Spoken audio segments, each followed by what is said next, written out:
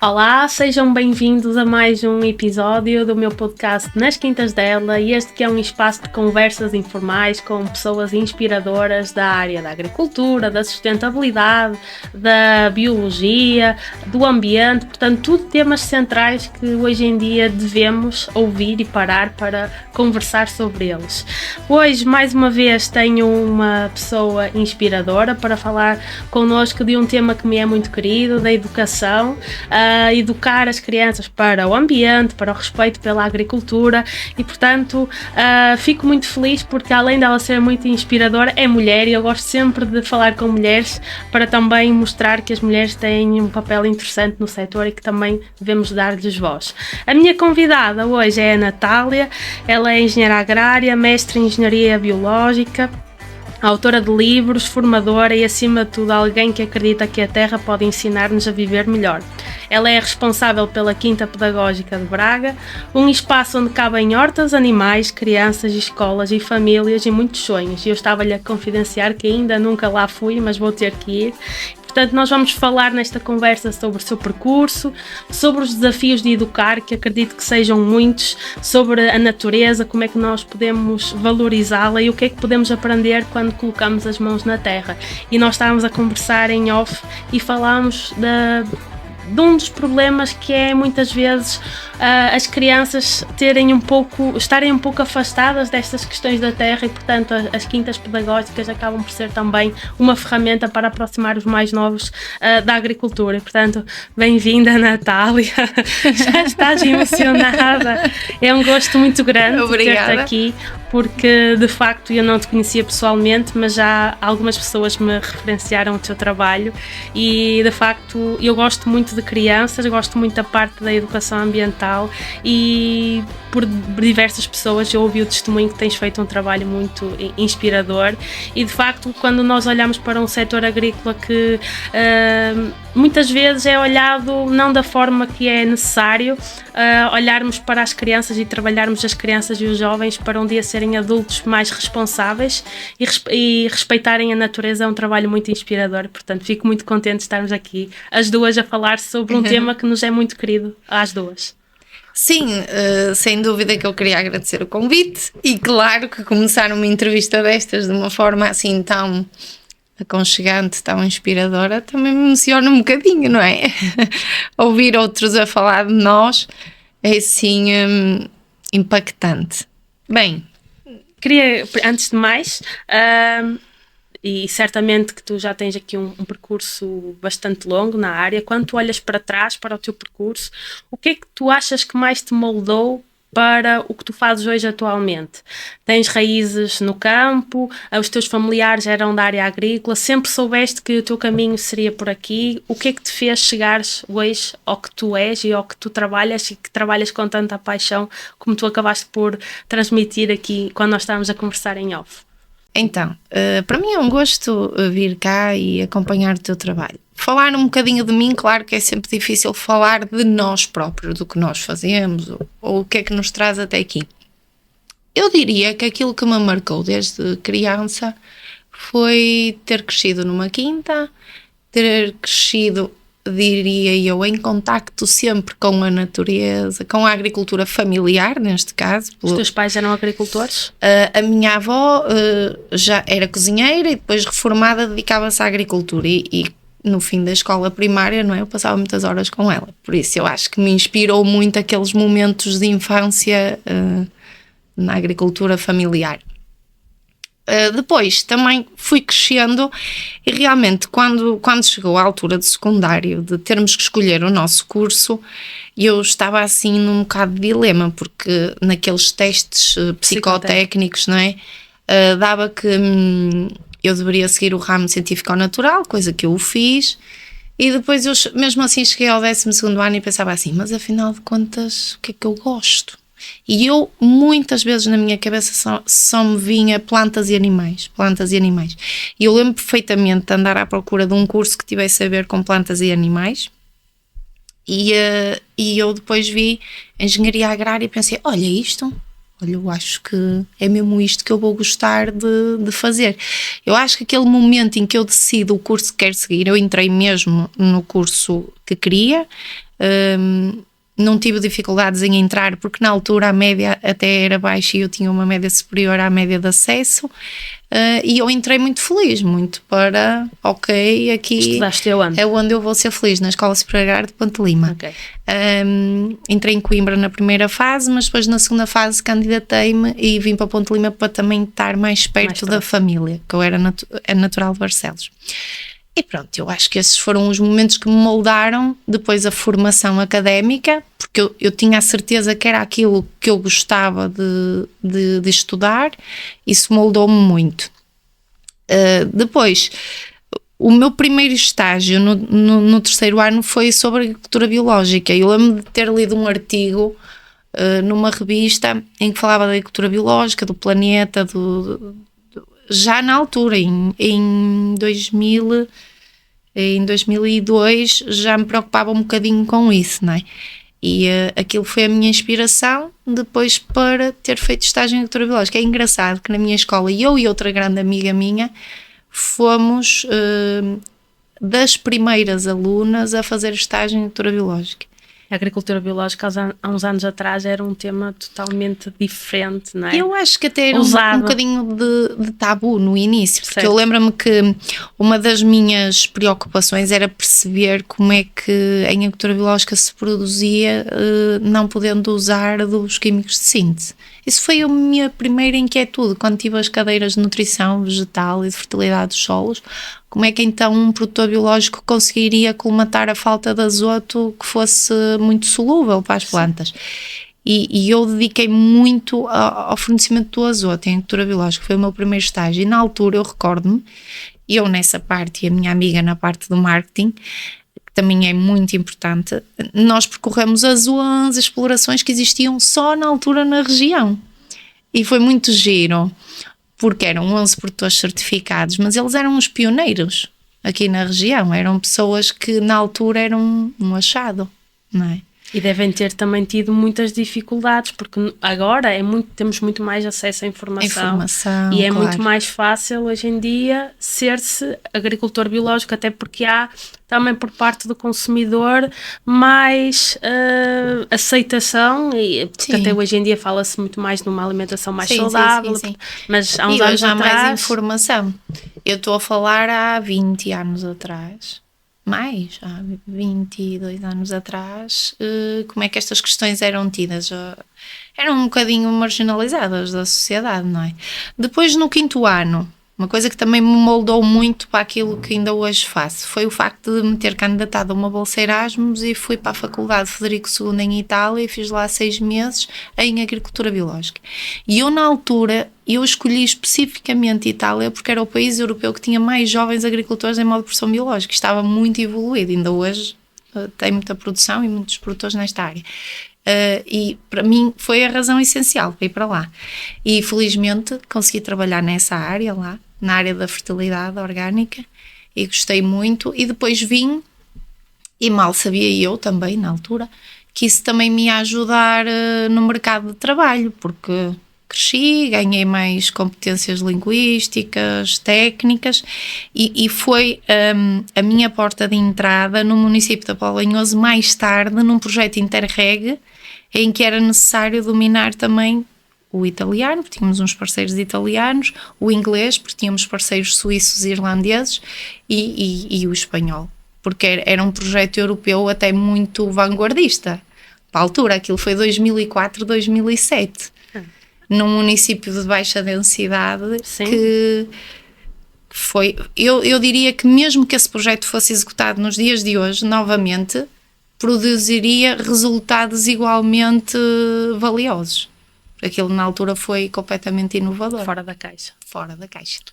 E no teu percurso académico há assim algo que tu destaques, que te marcou dentro das unidades curriculares de uma licenciatura? Portanto, há sempre aquelas cadeiras que nós gostamos mais. No meu caso era solos. No teu, qual é que era assim? Olha, solos também sempre gostei muito. Nutrição vegetal também sempre gostei muito. a parte paisagista, eu no 4º e 5º ano segui hortícola e paisagista, a parte toda dos espaços verdes, a construção de espaços verdes, a manutenção, a gestão de viveiros, tudo isso, adorei a parte paisagista do meu curso. E a agricultura biológica, essencialmente, que eu não tive em unidades curriculares, tive sim nos 2 estágios que fiz. E sentiste, quando tu entraste no mercado de trabalho, as tuas primeiras experiências profissionais, quais é que foram assim as tuas maiores dificuldades? Isto porque eu falando com outros colegas de profissão, nós, independentemente do sítio onde nós tiramos o curso, nós somos munidos de uma série de ferramentas, de conhecimentos, muitos deles teóricos, não é? E depois quando nós vamos para o mundo de trabalho, eu, no meu caso, eu sentia-me assim um pouco perdida. Eu sabia onde ia buscar a informação, mas eu sentia que, no fundo, todos aqueles anos que eu estudei, parece que eu não sabia nada. No teu caso, foi assim ou Eu ou acho que todos nós somos um bocadinho assim, porque nós... eu tinha um professor que dizia que estou aqui para vos ensinar a dar ferramentas para vocês estudarem quando saírem daqui. É um bocadinho isso. É verdade. Que estás a dizer. Sabermos onde vamos buscar a informação. Eu, quando acabei o curso, no fim do estágio do 5º ano, quando regressei de Itália, já tinha um colega meu que me disse se eu não queria ir para uma empresa de flor de corte. E eu fui. Não tinha carro, apanhava comboio, ia. Lá me desenrasquei. Mas também não fiquei lá muito tempo, porque... é um bocadinho como tu dizes, uma pessoa não sai com muita... Saímos com uma grande bagagem de conhecimentos teóricos, mas na minha escola também temos muitos práticos, o que é bom. É muito diferenciador o ensino lá. Mas eu senti que aquilo não era para mim. Porquê? Porque eu tinha mais por onde querer crescer e aquilo resumia-se muito à componente química, e eu sempre quis seguir a parte de agricultura biológica, e aquilo era uma produção muito, muito intensiva, que é a produção de flor de corte. Ainda hoje a floricultura é muito associada a essas práticas. Pronto, e eu não é que me apaixonei por aquilo, eu gostei, mas sempre quis procurar algo que tivesse a ver com aquilo que eu mais gostava. E de seguida fui para uma associação de produtores, que gostei muito, mas claro, não tinham liquidez financeira para ter um técnico a tempo inteiro, nem justificava o posto de trabalho, portanto eu assumia aquilo como uma aprendizagem, como uma consolidação. E acredito que deves ter aprendido muito. Sim, aprendi muito, consolidei, e de certa forma até foi bom, porque esse parceiro depois é que foi parceiro do município da Póvoa de Lanhoso, que mais tarde me convidou para fazer lá estágio. Até acabou por ser uma boa porta de entrada, porque eu não era natural de lá. Mas como eu fazia as coisas sempre com muita dedicação, com muita paixão, abracei logo o desafio e fui para lá. E foi uma terra que eu também gostei muito de trabalhar durante 11 anos. E lá também evolui muito. Na parte da agricultura biológica instalámos um centro de interpretação, criámos hortas, fizemos um livro, fazíamos hortas também nas escolas, etc, etc. Depois, mais tarde, fiquei responsável pela área dos espaços verdes e da limpeza urbana, quando acabei o estágio. Depois fiquei lá. Também foi uma área que fizemos coisas fantásticas. Adaptámos as práticas nos espaços verdes para técnicas mais amigas do ambiente. Nós fazíamos tratamentos em viveiro com churumes, que ainda hoje não é comum. Não. Ainda hoje. Eu estou a falar há mais de 15 anos atrás. Não estou a falar ontem. Fazíamos compostagem, toneladas de composto. Para quê? Para reduzir os resíduos, porque os espaços verdes nos municípios também produzem muitos resíduos. E também já fazíamos isso, produzíamos o nosso próprio composto, fazíamos produção de planta. Também gostei muito. Não tenho e sempre sentiste que o teu caminho era por aí, na área da agricultura biológica, ou alguma vez pensaste, bem, se calhar eu estava bem, era a fazer outra coisa? Não, eu sempre fui uma pessoa que é assim, estando bem, dedico-me a 100%. Não sou de saltitar muito de áreas. Eu formei-me em agronomia e ainda hoje trabalho nessa área. Tenho uma grande sensibilidade, eu diria, às boas práticas ambientais, porque isso também tem a ver com a minha formação. Claro. E eu diria que não é fazer agricultura por fazer, mas sim fazê-la bem e a fazê-la a pensar no futuro e nas gerações vindouras. Por isso é que eu dou ênfase nas práticas que utilizamos mesmo na Quinta Pedagógica, a agricultura biológica como modo de produção. E acho que é o caminho.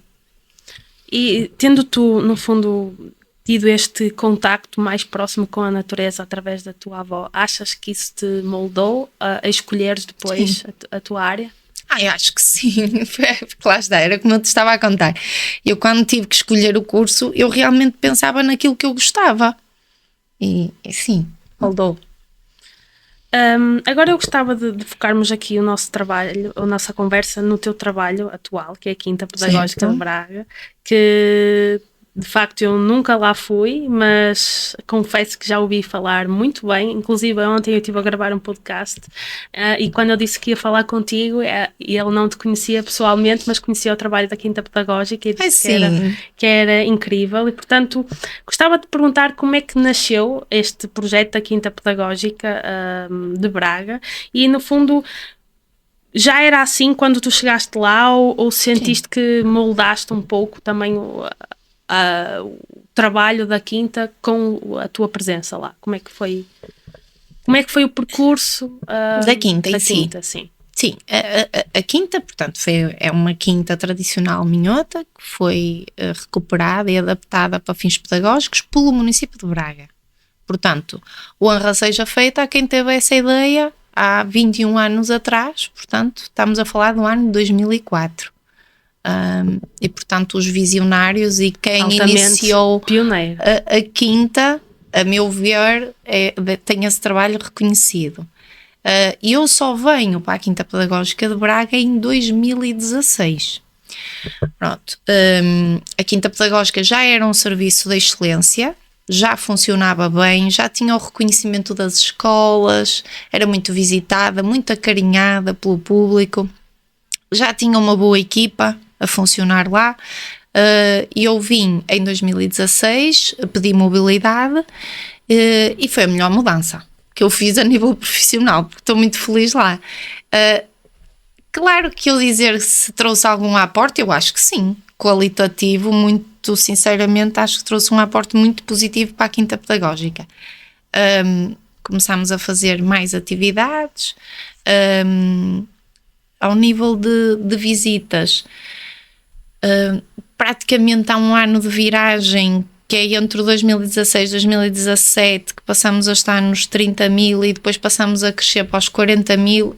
Nós crescemos muito após as melhorias que foram instaladas na Quinta Pedagógica, nomeadamente o Parque Infantil, que foi em 2016, casa de banho para pessoas com mobilidade reduzida, rampas de acesso, melhor infraestruturas para o público em geral, digamos assim. E aí começou-se a notar um acréscimo de visitantes. Nós em 2024, ano passado, fechamos o ano com o melhor ano de sempre, com 64 mil visitantes. Portanto, muita coisa. A Quinta teve muitos anos em que tinha uma média de 12, 14, 16, 20 mil visitantes, vamos falar assim, e tu vês isso no ano em revista, vês essa evolução, e depois a Quinta começa a crescer em número de visitantes.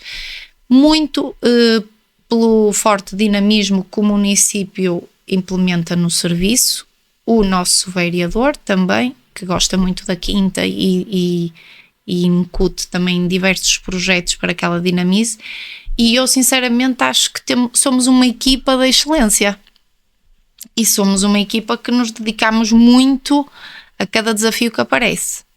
E pronto, eu acho que isso são os fatores de sucesso da Quinta Pedagógica, é a equipa que nós temos. Quem não conhece a Quinta, como é que ela é constituída? Que animais é que tem? Que áreas, assim, quais é que são as áreas-chave da Quinta que mais fazem sucesso? Que tivesses que apresentá-la a alguém, como é que tu dirias? Pronto, se fosse para o público em geral, eu diria os animais. Ver os animais ao vivo. A preservação das raças autóctones. Nós temos 10 raças autóctones preservadas em loco, ao vivo. Temos bovinos, temos equinos, temos um burrinho de Miranda. Temos as ovelhas, as cabras, os suínos, as galinhas, as aves aquáticas, as aves de gaiolão. Temos os nossos gatinhos, temos o nosso cão. Nós temos ali uma série de espécies de pecuária doméstica que são mesmo recreativas de uma quinta. E eu diria que isso para o público em geral é diferenciador para quem visita, porque não é a mesma coisa que estar a visitar um jardim. Claro. Ou um espaço verde público, não é? Portanto, eu acho que os animais é o diferenciador.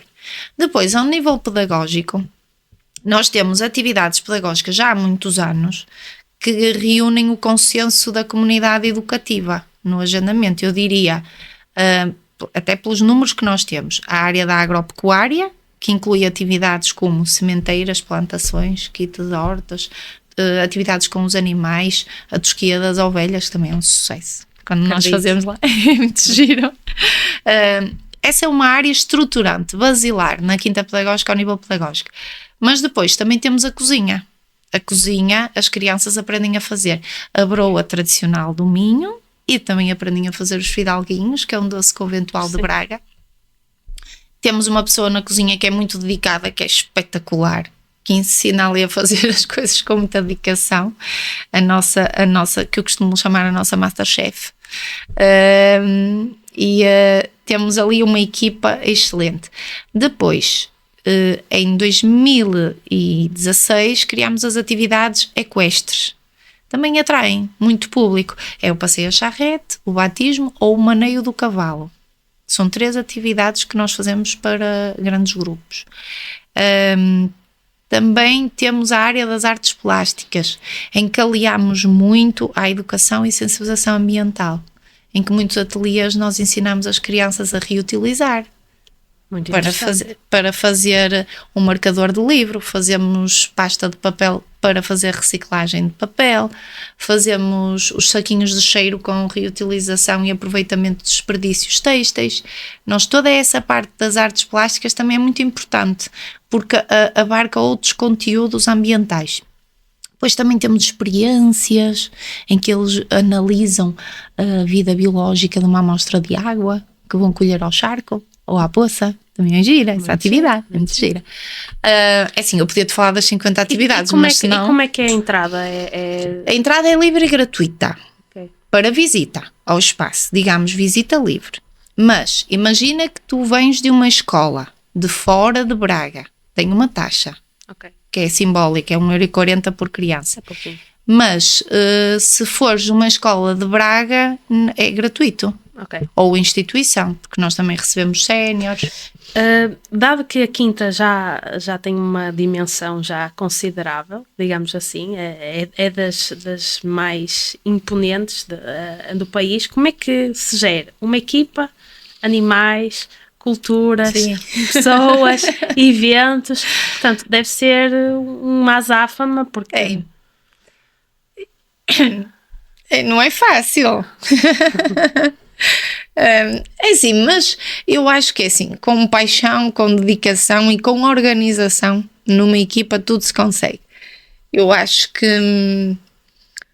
uma agenda criteriosa de atividades, como nós fazemos todos os dias, uma programação atempada dos eventos. Desculpa, porque eu estou muito emocionada, tens que cortar esta parte, que eu respondo-te outra vez. Pronto, mas é isso. Uma agenda, uma equipa e organização, acima de tudo. O contacto com as crianças e os jovens acredito que seja algo também bastante enriquecedor e marcante para ti. E ao longo deste tempo, e dado que tu também ocupas aqui uma posição mais de liderança, chefia da quinta, certamente que tens aqui algumas histórias marcantes que ficaram-te na memória. Há assim alguma que queiras destacar? Sentes, a minha questão em primeiro lugar antes de responder é, sentes que as crianças realmente têm interesse por estes assuntos mais agrícolas ou achas que elas estão cada vez mais distanciadas do meio rural? É assim, isso é uma pergunta muito interessante, para a qual eu não tenho assim uma resposta tácita, mas posso partilhar contigo da minha experiência. Eu acho que projetos como o da Quinta Pedagógica são são cada vez mais valiosos, porque nós temos que manter uma ligação à natureza. E muitas vezes as crianças, quando vêm de meio urbano e não estão habituadas a ter contacto com a natureza nem com os animais, elas têm um bocadinho de medo e de repulsa e esse tipo de atitudes acontece. Mas nós estamos muito treinados como monitores a levá-las a ter uma boa experiência no contacto com os animais, a tocar na égua, a ver como é bom, a tocar, por exemplo, num coelhinho, a ver como é macio o pelo dele. E a nossa experiência é que as crianças depois realmente elas ficam embebidas por aquele espírito positivo e elas depois ficam com aquilo na memória. Por exemplo, dou-te um exemplo. Na atividade da tosquia das ovelhas. A maioria das crianças nunca fez aquela atividade. É quase sempre uma primeira experiência para as crianças. Mesmo para aquelas que vivem em meios rurais, porque hoje em dia também não é assim tão comum termos ovelhas em casa. Não é? Infelizmente. E fazer a tosquia. E eu até nessas noto que é uma primeira experiência. Então, elas quando tocam na ovelha e depois usam a tesoura para cortar um bocadinho de lá e sentem como é tão macia a lá, elas depois até ficam tipo, ai, afinal era fácil, afinal é giro.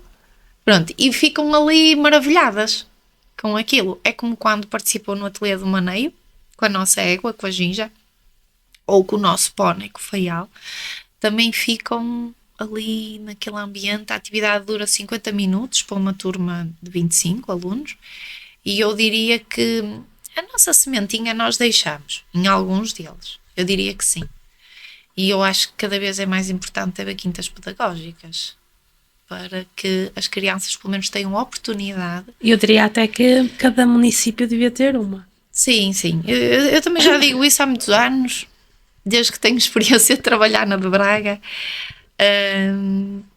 Acho que cada município poderia encarar isto como uma medida de saúde pública, Educação ambiental e também de ligação à natureza, que não só tem benefícios para as crianças, mas também para os adultos e para os séniores e para os meninos com necessidades educativas específicas. Portanto, uma quinta pedagógica é um palco para vários benefícios ambientais, sociais, económicos, todos. E há assim alguma experiência marcante de alguma criança que te tenha marcado? Acredito que as crianças elas são muito genuínas, não é? E, portanto, sim, acredito sim. que tenha às vezes até algumas situações divertidas que te tenham marcado. Sim. Há muitas situações divertidas. Uma visita guiada nós adaptamos sempre os conteúdos ao grupo e à idade, mas as mais pequeninas, claro, são crianças completamente puras, sem filtros, que dizem o que tu menos esperas numa visita guiada. E eu posso-te contar que já me aconteceu várias vezes, mas nunca me esqueço, porque é uma aventura, porque não estava à espera de ouvir. Quando apresento as nossas, nós temos 2 vaquinhas de raças autóctones, uma minhota e uma barrosã, e quando as apresento e explico sempre as características de cada raça e falo na pelagem. Tem pelagem castanha, tem aptidão para a produção de carne e sabem outros produtos que elas também nos podem dar. E eu nunca me esqueço quando várias crianças me responderam leite chocolatado. Portanto, isto também nos diz muito da educação alimentar e da literacia alimentar que as nossas crianças têm hoje, não é? Diz-nos que ainda temos muito trabalho a fazer. Temos muito trabalho pela frente, porque os alimentos, as crianças associam os alimentos à prateleira do supermercado, onde já estão devidamente higienizados, preparados, processados. E isto também nos faz acreditar que ainda temos muito trabalho pela frente, não é? Há todo um caminho, desde do agricultor até que chega às prateleiras, que a maior parte das crianças não faz ideia que existe. Sim, ou outras crianças, como à altura também já me disseram, as galinhas têm penas, porque estão habituados a ver o frango depenado em embalagens no supermercado, não é? Eu acho que esses são os comentários mais puros e que nos divertem mais. porque não estamos à espera. Mas acredito que também vos deixem a pensar, não é? Sim, a mim deixa, porque a educação alimentar é um dos temas que eu mais gosto. E que está intimamente ligada também com a agricultura, não é? Sim, e as camadas jovens estão muito habituadas a comer tudo todo o ano. E a educação alimentar nos dias de hoje é um desafio. Não só ao nível de saúde, mas também ao nível ambiental. Ao nível de saúde, porque o consumo dos produtos da época nem sempre se faz. Temos tudo disponível o ano todo. É verdade, é verdade. Inconscientemente fazemos compras sem pensar muito bem de onde é que aquele produto veio ou se era realmente a melhor época de o consumir. Ou a origem deles, porque muitas vezes fala-se tanto do consumo local. Sim. Mas depois, numa altura em que as famílias têm orçamentos tão apertados, acabam muitas vezes por escolher produtos importados, não é? Que acabam por ter associados pegadas muito superiores, não é? Ok, que são mais baratos, mas depois também há todo um outro caminho por trás. Sim. Que a maior parte das pessoas também não repara, não é? E acho que também falta também consciencializar as pessoas que é algo que temos que olhar para a origem dos alimentos, nem que não seja para valorizar os nossos agricultores. Eu não te falei disto antes, mas sou consumidora de produtos biológicos há mais de 20 anos e faço as minhas compras no mercado local, a feirinha de produtos biológicos de Braga, ao sábado de manhã. Essencialmente os produtos frescos, e são produtores da região, certificados em modo de produção biológico, que vendem diretamente ao consumidor. Porque é assim, nós muitas vezes a componente ambiental da nossa alimentação é quase menosprezada, porque é invisível. Nós podemos falar disto de diversas formas. A origem é uma delas. A pegada ecológica e carbónica que os produtos têm hoje em dia é avassaladora, é assustadora. Mas nós também poderíamos, na indústria agroalimentar, fazer muito mais por processar menos os alimentos, por embalar menos, porque há muitos produtos que vêm embalados, a meu ver, desnecessariamente. Sim, é assustador. É assustador, porque nós temos uma quantidade de produção de resíduos ao nível mundial que já não conseguimos gerir e já há microplásticos em tudo, até na água. Sim. Até aqui deve haver, não é? Temos aqui um copo de água. Pronto. Então, a educação alimentar nas crianças, a meu ver, e até como mãe, eu acho que é essencial. Mas também para os adultos. Porque as mães e os pais é que fazem as compras para casa. E muitas vezes as crianças não pensam nisso porque em casa têm o mesmo cenário. Têm tudo disponível todo o ano, tal e qual como nos supermercados. Portanto, eu acho que isto é uma educação que não é tangível a um público só. Eu acho que isto é de toda a sociedade. O pensarmos naquilo que consumimos no nosso dia-a-dia e nas consequências que isso pode ter em todo o meio que nos rodeia. Isto parece um chavão muito generalista, mas pronto, eu acho que não, e acho que temos que fazer um bocadinho, cada um de nós, naquilo que puder, claro, mas para fazer escolhas mais sustentáveis.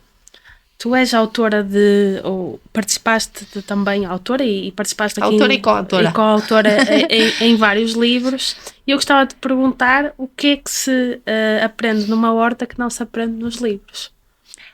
Olha, numa horta pode-se aprender muita coisa. Às vezes estamos a plantar ou a semear com crianças e passa uma abelha. Pronto, nós já falámos da importância dos polinizadores e das consociações das culturas e porque é que temos que semear também plantinhas com floração amarela. Num livro não tens isso, a não ser que esteja devidamente organizado por capítulos, e tens que ter a curiosidade suficiente de o ler todo e de absorver o que ele te ensina, mas nunca a experiência prática consegue ser mais redutora do que um livro. Antes, pelo contrário, eu acho que a experiência prática é mais enriquecedora. Portanto, numa horta eu acho que podes aprender tudo e mais alguma coisa para além daquilo que tu lês num livro. Por isso é que na Quinta Pedagógica os nossos ateliês são sempre componente teórica e prática, sempre. Todos os são ateliês... dois mundos que devem estar totalmente interligados, não é? Sim, porque olha, se for demasiado teórico, as crianças não captam atenção. É difícil. E está provado cientificamente que tu aprendes muito mais fazendo do que apenas lendo. E nós preocupámos-nos muito em cada atividade que nós criamos por ano, em praticá-la, em exercitar, em perceber o que é que a criança vai fazer de prático nessa atividade, o que é que a criança leva da quinta para si. Porque eles também normalmente em todas as atividades levam sempre algo da quinta. Olha, por exemplo, numa sementeira. Levam Eles fazem uma sementeira e nós, o vasinho que utilizamos para fazer a sementeira é um copo de iogurte que é reutilizado de outras crianças que lancharam. Ok. Portanto, nós transformamos o copo de iogurte num vaso, furamos para ele drenar, fazemos a sementeira e a criança leva. Mas antes a criança percebeu porque é que reutilizou, porque é que isso é importante, onde é que faz a sementeira e depois leva aquilo de prenda. E em casa consegue acompanhar o crescimento da espécie que semeou. E só aí, eu acho que só acompanhando em casa é que ela consegue amadurecer aqueles conceitos que ela aprendeu na quinta, naquele dia que foi lá. Porque nós temos 45 a 50 minutos com uma turma e naquele tempo toda a atividade está pensada para maximizar a atenção da criança. Ou do sénior ou do jovem com necessidades educativas específicas. Nós temos 3 públicos. De todos estes livros que tu já participaste, quais é que são assim os temas que tu mais gostaste de escrever, ou melhor, quais é que são assim aqueles temas que são mais a tua praia e que gostas mais de transpor para o formato físico num livro? É assim, tudo que aqui está são áreas que eu gosto. Explicar a uma criança como é que é a agricultura biológica, gosto muito. A educação alimentar, através desta carta que foi feita com mais parceiros, também acho que é uma área em que, para além de me preocupar muito, também é uma área que eu acho que é muito útil, muito necessária nos dias de hoje. E uma homenagem ao voluntariado também aqui, que nós produzimos o algodão, ao engenheiro Edmundo Sousa, também me deu muito gosto de fazer esse livro. E por último, eu também gosto de hortinhas. Olha, agora ando a trabalhar em fazer um novo livro sobre as hortas, porque este fiz-lo na pandemia e isto é uma pequena brochura. E foi interessante perceber neste das hortas quais eram os benefícios que as pessoas tinham por cultivar a sua horta. Porque isso não é da minha autoria, era testemunho das pessoas que cultivavam as hortas. Achas que as hortas contribuem para a questão da soberania alimentar? Porque, por exemplo, há umas semanas atrás nós tivemos um apagão, não é? E as pessoas ficaram logo todas assustadas, correram para os supermercados com medo que a alimentação acabasse. Achas que se as pessoas tivessem a possibilidade de produzir os seus próprios alimentos e de estarem menos vulneráveis e menos dependentes de um supermercado, tornaria tudo muito mais fácil, de mais respeito pelo meio ambiente, pela natureza e até pelo próprio trabalho dos agricultores? Achas que sim. Os consumidores, não estando, no fundo, sensibilizados e conhecendo o processo de produção dos alimentos, torna-os depois também menos respeitadores do setor agrícola? Sim, concordo contigo. Acho que sim. Eu acho que se nós tivermos a noção do tempo que demora a produzir uma alface, nós respeitaríamos mais a natureza. Porque nós, quando a semeamos, as pessoas o que mais querem perceber logo é assim: e quando é que nasce? Quando é que posso colher? As pessoas são muito impacientes. Mas a natureza ajuda-nos a acalmar e a perceber melhor.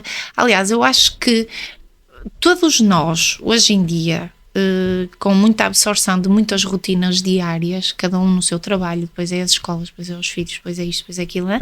Somos absorvidos por muitas tarefas e por vezes não temos tempo para refletir sobre aquilo que realmente é importante. Percebermos que os alimentos, se fosse num ciclo natural, não estariam sempre disponíveis, ajudaria-nos mais a valorizar quando eles estavam. É verdade. Porque eu lembro-me quando era miúda, quando subia às macieiras para ir apanhar maçãs ou as ameixas, e lembro-me do aroma delas. nas árvores. Quantas crianças hoje podem dizer isso? Não é preciso irmos mais longe. Por exemplo, o caso dos morangos, que temos quase morangos o ano inteiro. Sim. Quando se só existisse morangos na altura deles, as pessoas se calhar davam mais valor aos morangos e não pagavam preços exorbitantes, muitas vezes por comprar morangos em janeiro, por exemplo. Pois. Ou cerejas. Exatamente, que vem do outro lado do mundo, muitas vezes, não é? Para estar aqui na mesa do consumidor. Isto tudo também é muita globalização, e tu falavas em soberania alimentar. Eu acho que as hortas têm diversos benefícios, um deles sim, é a soberania alimentar, mas tem muitos mais benefícios para além disso. Tem os benefícios ambientais, a melhoria da paisagem, a redução dos resíduos, a melhoria da fertilidade dos solos, também a melhoria da alimentação de quem cultiva aquelas hortas, a melhoria, muitos benefícios nós identificamos, a melhoria das situações de saúde mental, diminuição do stress, diminuição da ansiedade, uma espécie de terapia, ocupação dos tempos livres com mais qualidade. Isto é tangível para pessoas reformadas, para pessoas idosas, para pessoas com problemas sociais, com problemas psicológicos, e isto hoje em dia numa grande cidade também é muito importante. As hortas podem ser uma ferramenta de saúde pública a vários níveis. Quais é que achas que são os principais desafios da gestão das hortas comunitárias? A nível nacional? Sim. Os principais desafios seria ter talhões para todos os que procuram hortas, que nem sempre acontece. No nosso caso, nós temos lista de espera em algumas hortas. E eu tenho a certeza que noutras cidades até mais urbanas isso deve acontecer de certeza também. Sim. Portanto, a gestão do espaço público é um desafio, porque ter no meio das cidades talhões de terreno que possam ser canalizados para o cultivo de hortas, em vez da construção de prédios, passa por uma decisão de plano diretor municipal em cada concelho, não é? Portanto, eu acho que um desafio futuro, eu acho que poderia ser esse, que é a disponibilidade do terreno e do talhão para o cultivo do cidadão, não é? Estamos a falar das comunitárias. Por outro lado, também outro desafio é fazer com que as que existam sejam um bom exemplo a nível de técnicas de cultivo, porque se fossem todas, pelo menos, um bom exemplo de técnicas de agricultura biológica, ganharias em biodiversidade. Exatamente. Também, no seio de uma cidade. Seria ali um biospot para o combate às alterações climáticas. Por exemplo. Também tem essas vantagens. Ao nível paisagístico também, às vezes há zonas menos nobres em todas as cidades do país. E se fossem convertidas em projetos bonitos, bem desenhados paisagisticamente, podiam ser um benefício paisagístico daquela cidade, em vez de ser muitas vezes, às vezes, terrenos sobrantes e mal aproveitados. Porque muitas vezes também não há disponibilidade orçamental em todos os municípios do país para fazer uma manutenção adequada de todos os espaços que vão ir dando, não é? E transformá-los em zonas cultivadas por munícipes também seria uma boa forma de rentabilizar a manutenção desses espaços. Certo. Sendo tu chefe da unidade aqui da Quinta Pedagógica, acredito que seja um trabalho também cansativo e exigente. Como é que tu lidas com este desgaste físico e emocional de um trabalho que é tão intenso e gratificante ao mesmo tempo? Acredito que para ti, sendo tu mãe, tendo uma função mais de liderança e chefia, que seja também lidares com uma equipa que seja por vezes desafiante. Como é que tu fazes essa gestão? Eu tento dar o meu melhor todos os dias e tento gerir a minha agenda também por forma a dar atenção a todos os colaboradores. Claro que nem sempre é fácil, como dizes, não é? É um desafio.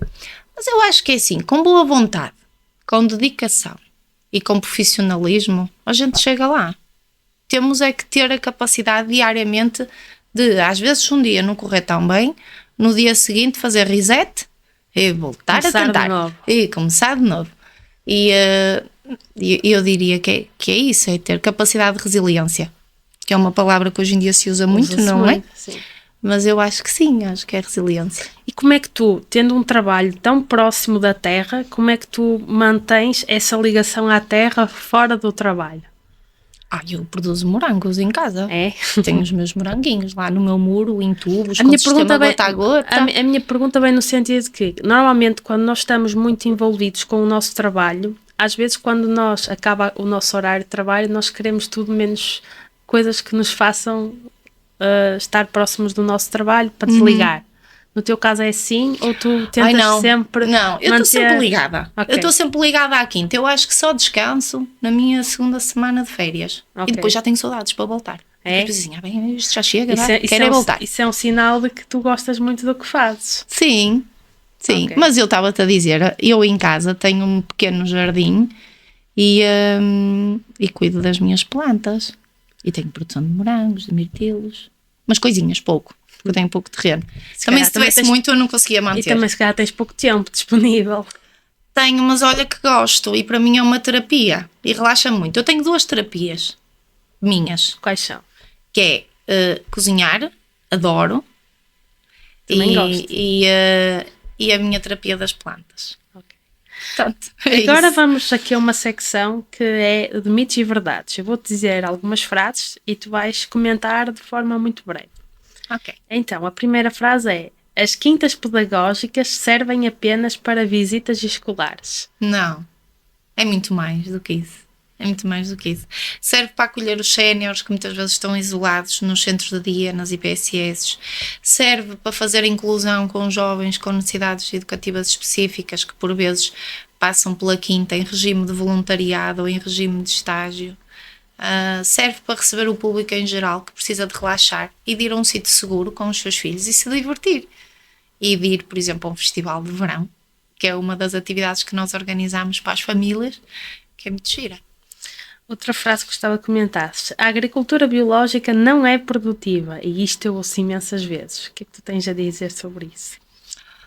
Olha, é assim, eu diria que isso é um mito, porque ao fim dos 3 anos de conversão e havendo estabilidade de fertilidade no nosso solo, tu já tens estudos da FILB que te comparam 20 anos de produção em regime intensivo ou em regime biológico e tu tens produções tonelada hectare equiparáveis.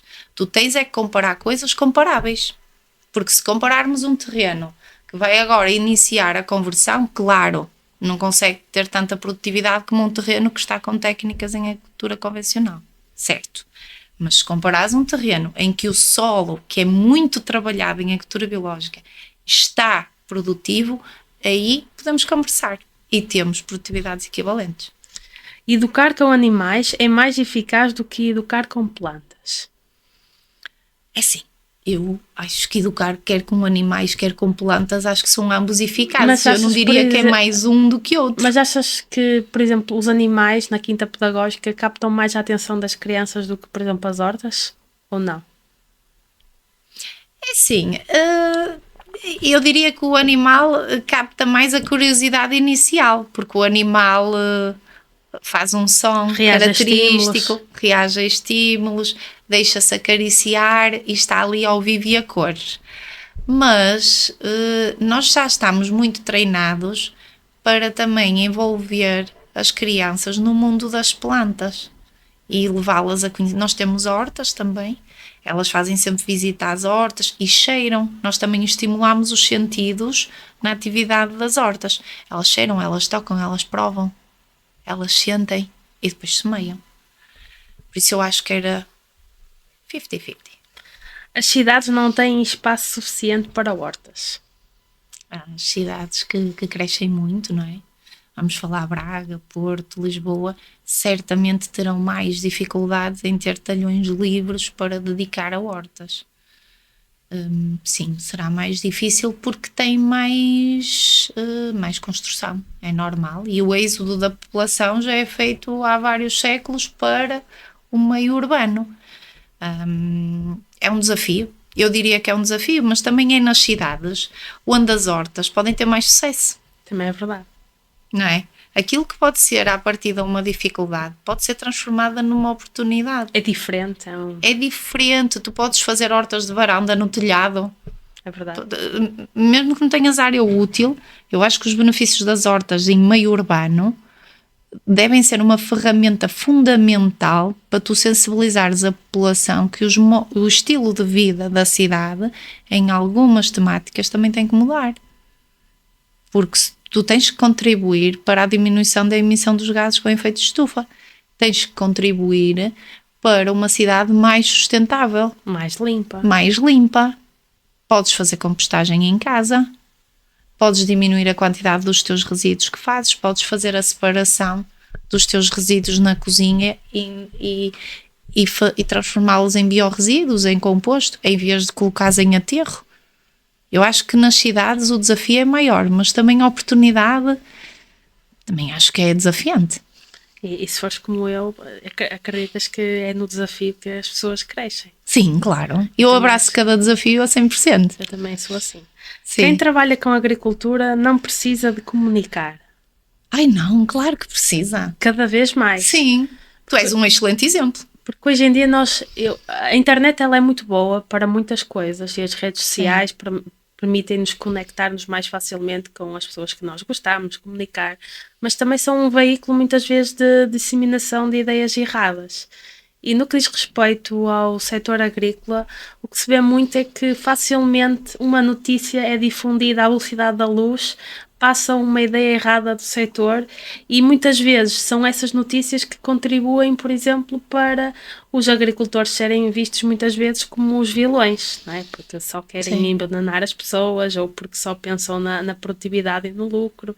E eu acho que comunicar hoje em dia deve ser uma ferramenta utilizada em todas as áreas, inclusive na agricultura. Sim, eu acho que até eu diria cada vez mais.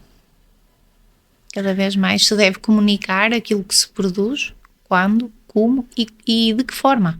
Por exemplo, no caso da Quinta, vocês têm redes sociais, utilizam-las de que forma? Nós utilizamos as nossas redes sociais diariamente. Nós fazemos uma partilha no nosso Facebook e no nosso Insta da atividade, da entidade, digamos assim, do grupo que veio à Quinta e o que veio fazer.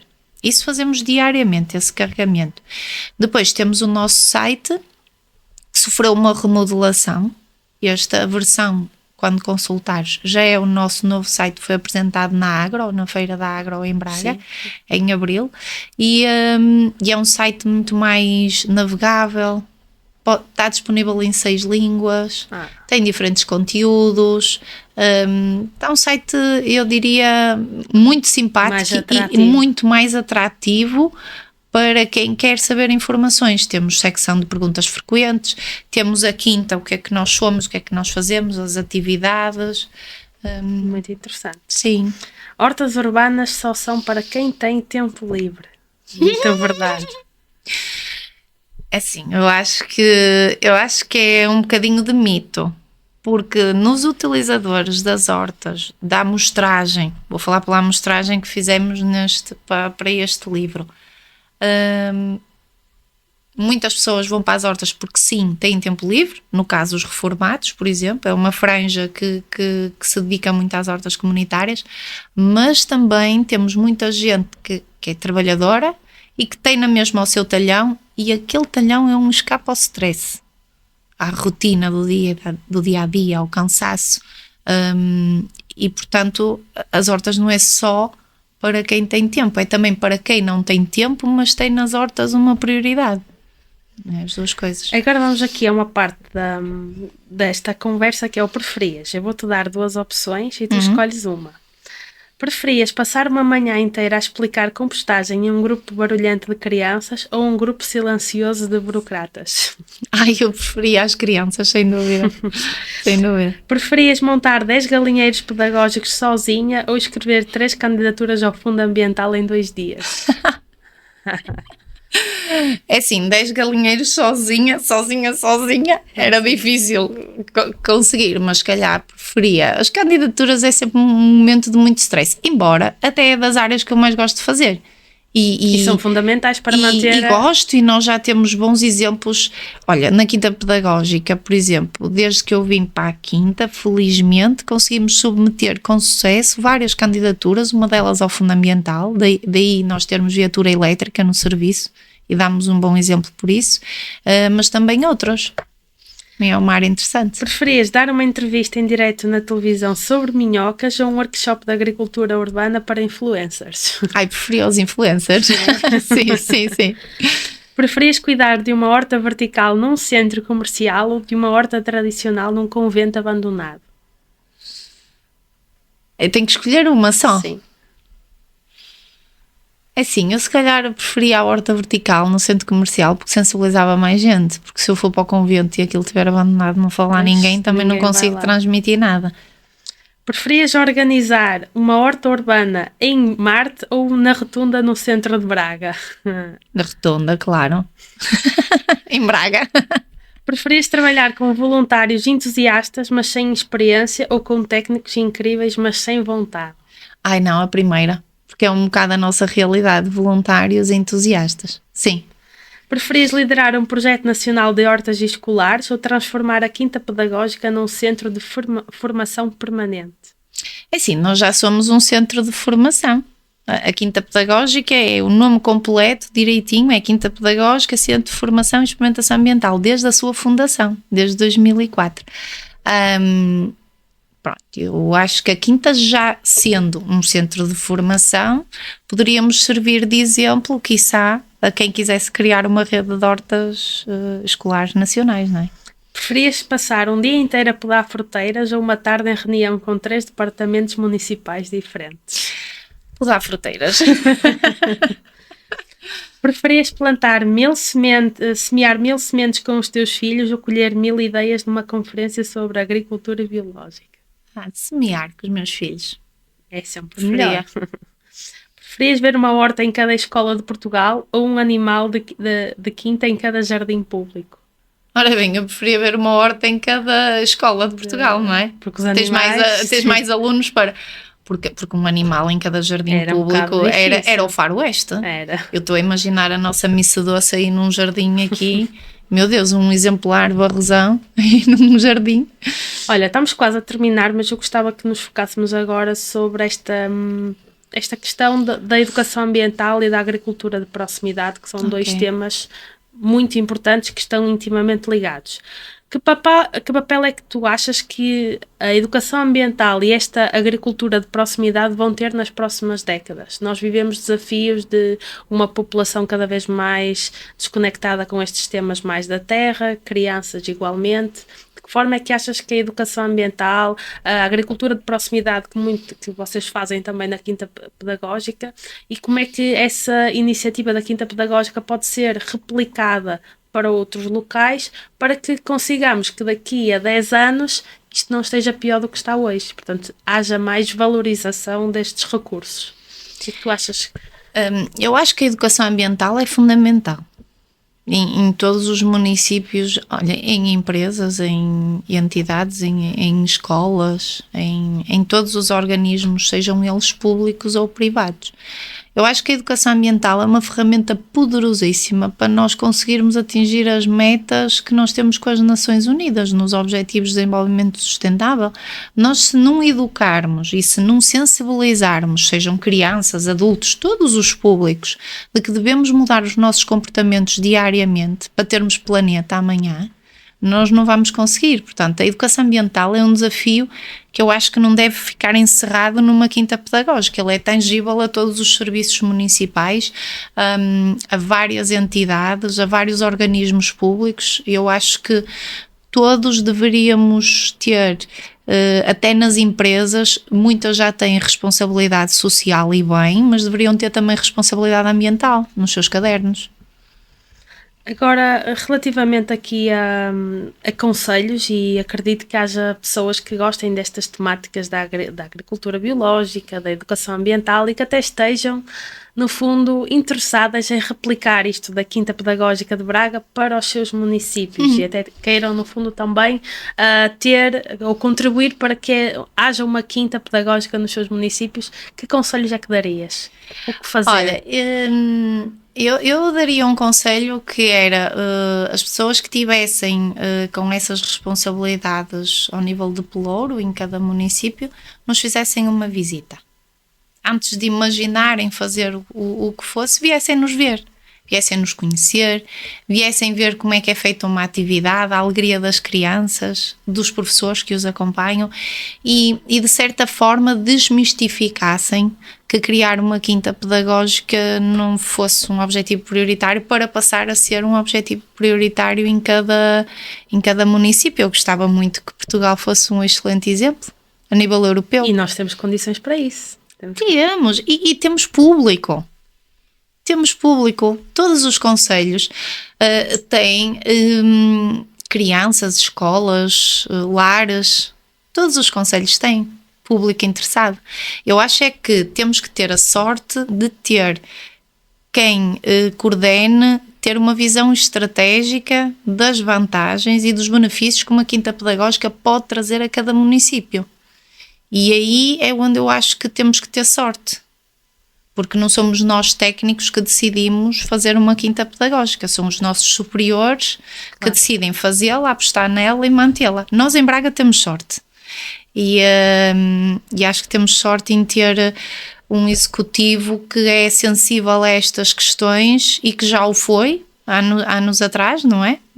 Por fazê-la. Pioneiro. E agora por mantê-la e melhorá-la e apostar nela. Eu acho que sim, eu acho que os municípios deviam conhecer o nosso exemplo e fazer lá uma visitinha. Podia ser inspirador.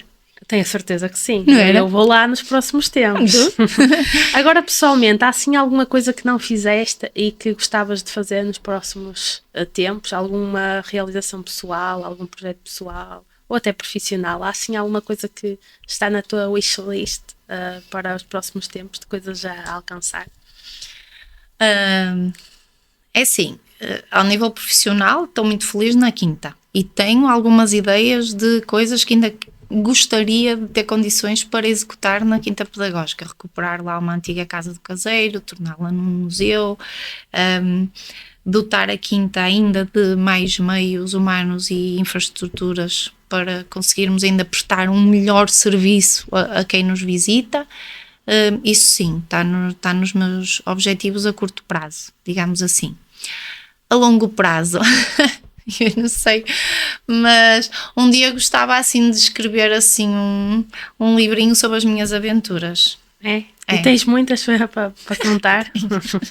Então, quem sabe? Acho que sim, um dia. Só tens que começar a pensar nisso. Sim, mais na maturidade da idade, acho que vai ser mais enriquecedor escrever um livrinho sobre as minhas aventuras. Quem nos está a ouvir e que gostou de te ouvir, tu és uma pessoa muito entusiástica a falar, onde é que pode acompanhar o teu trabalho? Como é que pode fazer para visitar a Quinta Pedagógica?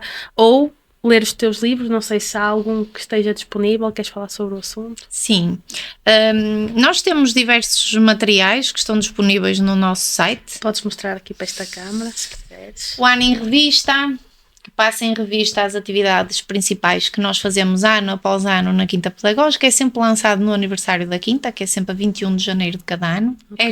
Este é o mais recente. Tem aqui a nossa ginja. E sabes o que é isto? Nem te falei.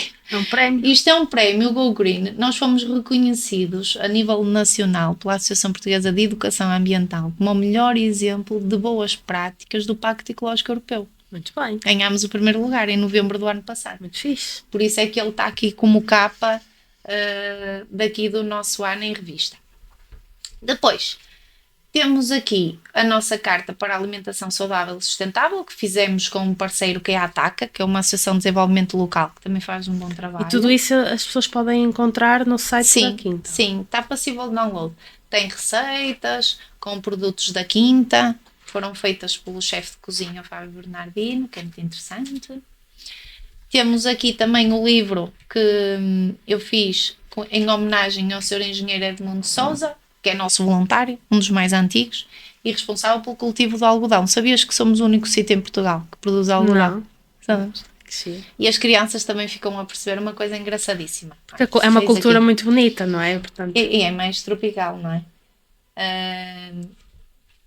Porque é que é importante as crianças perceberem de onde é que vem o algodão? Olha, aqui vês bem. Porque elas assim ficam a perceber que uma fibra de origem vegetal é utilizada para fazer a nossa roupa do dia a dia. Ou pode-se usar uma fibra de origem animal, por exemplo, a lã das nossas ovelhas, para fazer roupa mais quentinha para o inverno. Elas ficam a perceber isto tudo e muitas vezes dizem assim, então cotton nas etiquetas é algodão, porque nas etiquetas aparece muitas vezes o cotton, não é? O das hortas também está e pronto, é assim, o nosso site está agora a ser carregado ainda com mais informação. Nós estamos sempre passíveis de esclarecimentos, as visitas são livres e gratuitas para o público, todos os em dias? Geral, todos os dias, das 9 ao meio-dia e meia, das 2 às 18h30, agora horário de verão. Okay. Depois temos horário de inverno que fechamos às 17h30. Ao fim de semana só estamos abertos ao público da parte da tarde, a partir das 2. E durante a semana as escolas, nós recebemos muitas escolas também daqui, do concelho, de fora. Por isso é que eu acho que este conceito está muito bem conseguido das quintas pedagógicas, porque se cada concelho tivesse, ou vários concelhos que fossem muito próximos se unissem por uma quinta pedagógica, tinham sempre público, porque nós também cada vez mais recebemos público da zona do Grande Porto. A nossa zona geográfica vai mais ou menos de Aveiro até Valença e nós captamos esse público todo. Nós muitas vezes já não temos possibilidade na nossa agenda de receber mais visitas. Por isso é que isto é ótimo, é extraordinário, mas também demonstra que pode haver mais quintas. Que é para distribuir um bocado a audiência. Sim, e as escolas de Braga, nós damos transporte ao 2º e ao 4º ano do ensino público de Braga. E as crianças vêm, as professoras ficam todas contentes. E depois também recebemos o ensino privado, quer de Braga ou fora de Braga, e também recebemos um conjunto de instituições, IPSS, centros de dia. Isso foi uma das diversificações do público que passou a ser feita na Quinta Pedagógica depois de 2013, que até ali era mais direcionada apenas para escolas, mas depois diversificou os públicos. Okay. Também é importante. Olha, fica aqui o convite a todas as pessoas que estão a assistir-nos para irem lá, porque acredito que vão gostar, e eu deixo aqui a promessa que vou lá nos próximos tempos, nem que não seja no verão. Eu faço-te uma visitinha guiada. Ok, fica a aos nossos espaços. Olha, Natália, muito obrigada. Obrigada eu. Foi um gosto muito grande conhecer-te. De facto, quando falas do teu trabalho na Quinta, ficas com um ar muito... Os teus olhos brilham, porque de facto é um sinal mais do que evidente que tu gostas muito do que fazes, e isso acaba por transparecer também para o sucesso da Quinta. É óbvio que toda a tua equipa é fantástica, que ninguém trabalha sozinho, mas é também fruto da tua dedicação. Certo. Portanto, foi um gosto conhecer-te, e acredito que quem está a assistir ficou com muita vontade também de poder encontrar-te por lá na Quinta, e tenho a certeza que vais, se puderes, fazer uma visita com todo o amor que tens pelo teu trabalho. Obrigada por teres vindo até aqui falar, e foi um gosto. Quanto a mim, é tudo. Dou por terminada então mais uma conversa inspiradora, hoje que focamos aqui no papel destas quintas pedagógicas, que poderiam ainda ser muitas mais espalhadas pelo país. São uma forma muito interessante de valorizarmos as nossas raízes, o papel da agricultura, tentarmos fazer educação ambiental de uma forma mais prática, promover o contacto das crianças, dos jovens e outros elementos da sociedade com a terra, com o verde, e portanto foi um gosto para mim também estar aqui a falar sobre este tema. É um tema que eu gosto muito, e quem sabe um dia também possa contribuir para uma quinta pedagógica aqui nas redondezas, porque é algo que eu gosto bastante, e é muito inspirador ver aqui o trabalho da Quinta Pedagógica de Braga, que já ouvi por diversas pessoas diferentes, que de facto é um trabalho notável, e eu fiquei muito contente que a Natália tenha aceito aqui o convite. O meu nome é Rosa Moreira, sou a criadora e gestora de conteúdos da Cientista Agrícola, e tenho tido a oportunidade então de conversar com pessoas extraordinárias, e é para mim um gosto estar no fundo a moderar estas conversas. Já sabem, se querem continuar então a assistir a estas conversas, subscrevam o canal no YouTube. Também as conversas também estão disponíveis no Spotify, estas e todas as anteriores, e portanto é uma forma também de apoiarem o meu trabalho. E se tiverem algum convidado interessante que queiram sugerir também para estas conversas, não se esqueçam de deixar nos comentários. Quanto a mim é um gosto, já sabem. Vemo-nos num próximo episódio, sempre com a agricultura em primeiro lugar. Até à próxima.